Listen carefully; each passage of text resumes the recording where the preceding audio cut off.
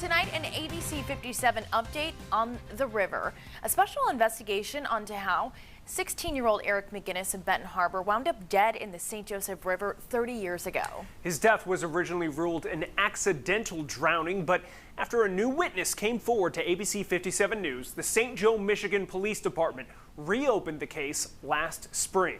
ABC 57's Brian Coneybear has been looking into the mystery for 3 years now. He's in studio with another major development tonight. Guys, after we got the case reopened on May 17th this year, 30 years to the day after Eric's death, the Michigan Attorney General's office is now taking over the investigation, and Eric's family is one major step closer to finally finding out what really happened that night on the other side of the river.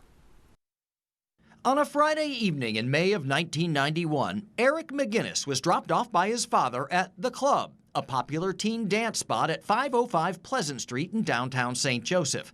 But the 16-year-old never made it back home to Benton Harbor that night. Instead, his bloated body was found in the St. Joe River 5 days later. His death ruled an accidental drowning by investigators at the time. But Eric's family and many others never believed the official account. Negligence just continues to grow the more you talk about it. We've been thinking about talking about this thing for 30 years. Benny Bowers Jr. is Eric's uncle and a retired Michigan State Trooper. His family and many Benton Harbor residents have long been haunted by all the unanswered questions about how Eric wound up in the water that night. He sat down with ABC 57 News to talk publicly about the case and its lasting impacts for the first time in 3 decades.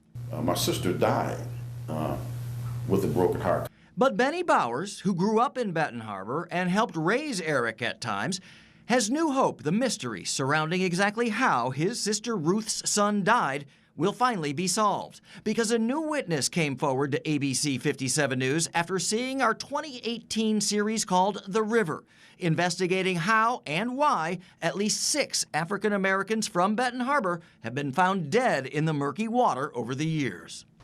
The witness tells me he was parked here with a friend at Silver Beach that night when they both saw a black teenager they now believe was in fact Eric McGinnis being chased by 4 or 5 white men all the way down the shoreline toward the South Pier and ultimately to the river. And because of that witness and what he told us he saw at the beach that night, the St. Joseph Department of Public Safety reopened the Eric McGinnis case back in May, on the 30th anniversary of his disappearance, something Benny Bowers and his family have been praying for, because they believe the leaders in mostly white St. Joe didn't want to spark any more racial turmoil from across the river in mostly black Benton Harbor, if it actually turned out to be murder. Maybe someone wanted it pushed along because it's, okay, water in the lungs, drowning, let's wrap him up. We're done with it.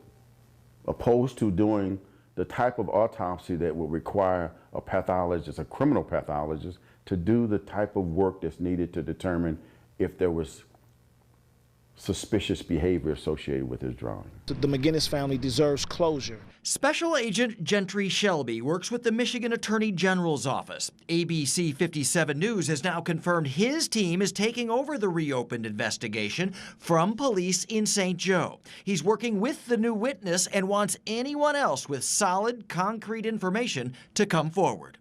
Is that information is going to help us get to the bottom of this 30-year mystery. Shelby is a 22-year veteran of the Detroit Metro Police Department and an experienced homicide detective. He's now vowing to cut through all the rumors, false leads, and misinformation that plagued the original investigation into Eric's death back in 1991. My intention here is to take all of the information from the McGinnis case and reconstruct it. But I'm going to go back and do a deeper dive. I want to talk to the community. I want to talk to friends of Mr. McGinnis. And Shelby's team already knows Benton Harbor very well. Never give up. It's always hope. You got to hold on to it. Back in June, they helped free an innocent man, 39-year-old Corey McCall, who already served 16 years of a mandatory life sentence by uncovering the truth about the real killer in a triple murder inside this house on Parker Avenue McCall was wrongly convicted of. This dive is going to be a lot deeper. And in the fact that in the McCall case, we did not ask the community for any assistance. We were able to find that out on our own. And for Benny Bowers, the former state trooper, having an experienced team of detectives with a fresh set of eyes poring over all the evidence from 30 years ago and talking to that new witness will hopefully put the mystery to rest for people on both sides of the river once and for all. I'm sure that this special investigator from the Attorney General's office, if and when he speaks to the young man, he's going to gather the information that he needs to bring more clarity to this situation. If it's the truth, the family would appreciate it, to be very honest with you, and the community would appreciate it, in both communities. It's needed in both communities. The St. Joseph Public Safety Director, Steve Neubecker, confirms the Attorney General's office is taking over the case at his request, and his detectives are now working with the special investigators to finally determine what really happened to Eric McGinnis that night. And if you'd like more background information on the case, just go to our website, ABC57.com, and click on The River. All our past stories are posted there for you, along with evidence, photos, documents, and more.